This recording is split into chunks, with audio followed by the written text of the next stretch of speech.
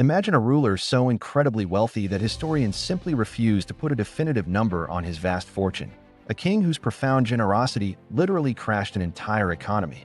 This isn't just legend or myth. This is the well-documented history of Mansa Musa, Emperor of Mali, known as the richest person who ever truly lived. In the 14th century, as Europe struggled immensely through widespread famine and devastating plague, West Africa thrived remarkably under an empire most of us have likely never heard of.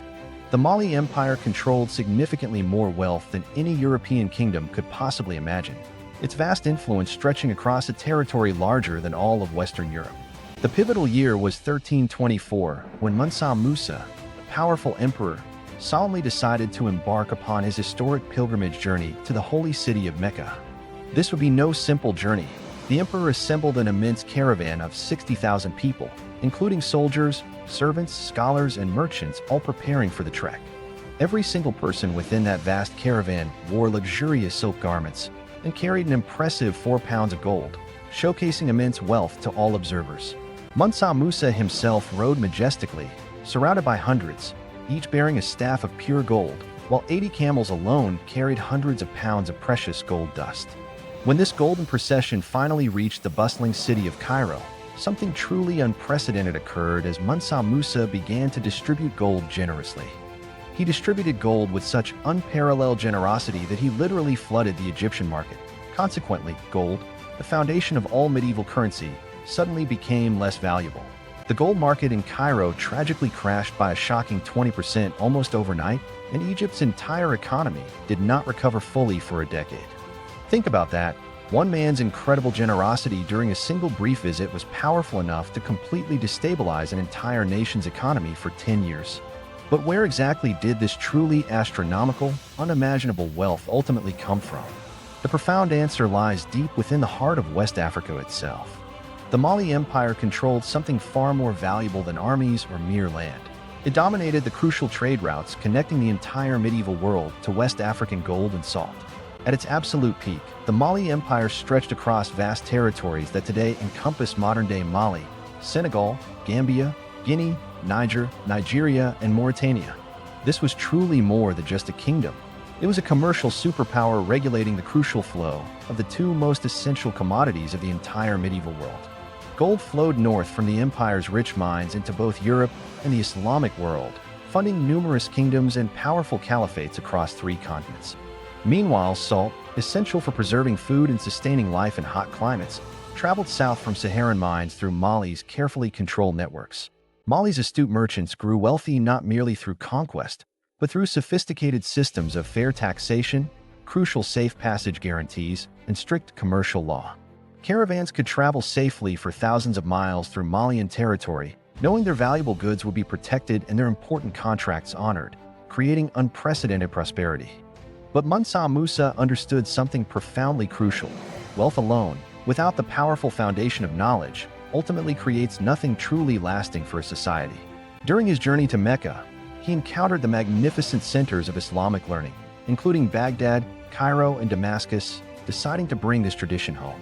He actively recruited talented architects, brilliant scholars, and eloquent poets from across the entire Islamic world, offering them prestigious positions within his flourishing empire. The Spanish architect Abu Ishaq al-Sahili specifically traveled back with Musa and brilliantly designed buildings that would forever transform Mali's cities, becoming synonymous with scholarship. Timbuktu, the name today, conjures images of remote, captivating mystery, but in the 14th century, it held an entirely different, powerful meaning. It meant knowledge, profound learning, unparalleled intellectual excellence as Mansa Musa poured his vast wealth into transforming this desert trading post. The Sankore University in Timbuktu blossomed into one of the world's truly great medieval institutions, housing hundreds of thousands of invaluable manuscripts.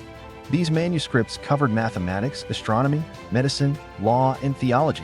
Students traveled from across the Islamic world to study there, much like in Paris or Bologna. The city's magnificent libraries meticulously preserved invaluable knowledge that would have otherwise been tragically lost to time and history, serving as vital cultural guardians. While European monasteries preserved classical texts, Timbuktu scholars copied, debated, and expanded upon works from Africa, the Middle East, and beyond, creating a unique tradition. Scholars in Timbuktu diligently studied the intricate movements of stars, developed profound legal commentaries influencing Islamic jurisprudence, wrote historical chronicles, and debated complex theology. The city gained wealth not only from thriving trade, but significantly from the actual production of books, fostering a thriving manuscript industry employing scribes, binders, and illuminators. When many European universities were just beginning to form, Timbuktu already boasted established scholarly families whose sons studied for decades to master their fields. The city's formidable reputation spread so widely that North African scholars spoke of it with the very same reverence Europeans typically reserved for the city of Rome. The mighty Mali Empire proudly maintained its considerable power for many generations, with Mansa Musa's successors continuing to rule dominant territories. Their rule extended over territories that remained both economically and culturally dominant throughout West Africa, touching lives from the Atlantic to the edges of the Sahara. Trade vigorously flourished, cities greatly expanded, and the rich intellectual traditions Mansa Musa had established continued to develop and thrive for many decades. For decades, Mali remained one of the world's most important political and economic powers. Yet today, most people outside West Africa couldn't tell you a single fact. So, what exactly happened? How does an empire this wealthy, influential, and incredibly sophisticated essentially disappear from the historical consciousness of the Western world? The profound answer isn't truly about what specifically happened to Mali. It's deeply about what happened to the very way that history itself was written. As European powers embarked on their colonial expansion in the 15th and 16th centuries, they urgently needed to justify their actions to the world. It thus became politically convenient to portray Africa as a continent entirely without history, civilization, and achievements worthy of study or respect. The biased narrative that consequently emerged in European schools systematically erased mighty empires like Mali from both textbooks and all historical maps.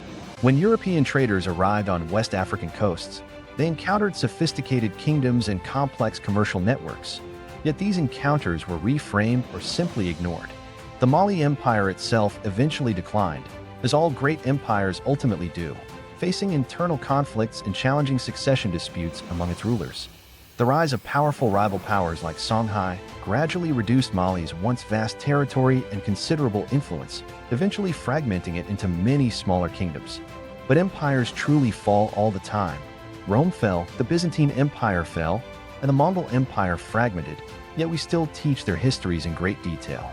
The crucial difference is that Mali's powerful story simply didn't fit the convenient narrative that European colonial powers desperately wanted to tell about Africa. So the invaluable manuscripts remained diligently in Timbuktu, regretfully unread by most Western scholars, and chronicles by Mali's own historians went completely untranslated. Architectural achievements crumbled in the desert without proper archaeological study, as an entire sophisticated civilization was tragically rendered invisible because people chose not to see it. Today, thankfully, we are slowly but surely recovering this profoundly rich, long-lost history with dedicated scholars in Timbuktu and worldwide. They are preserving and translating the surviving manuscripts. Archaeological work reveals the true scale of Mali's cities, and historians reconstruct the story. But consider for a moment what precisely has been tragically lost in those many centuries of systematic historical erasure and deliberate omission. How many students learn about medieval history without hearing that one of the world's wealthiest empires was African? How did that omission shape our understanding? The Mali Empire was as sophisticated, as incredibly wealthy, and as profoundly influential as any European kingdom existing during its historical time. Its universities rivaled Europe's. Its vast trade networks were more extensive than anything European merchants established, and its rulers commanded resources making European kings envious. So here's a truly powerful question worth considering. If an empire of Mali's immense size and wealth had existed in Europe instead of Africa, would we then know its history in exhaustive detail? Would every schoolchild learn about Mansa Musa as they learn about other continental kings and emperors? The answer tells us something profoundly important, not just about Mali, but about whose valuable stories we've chosen to remember. It also tells us whose compelling stories we've sadly allowed to simply fade, and maybe, just maybe, it's time to start making different choices.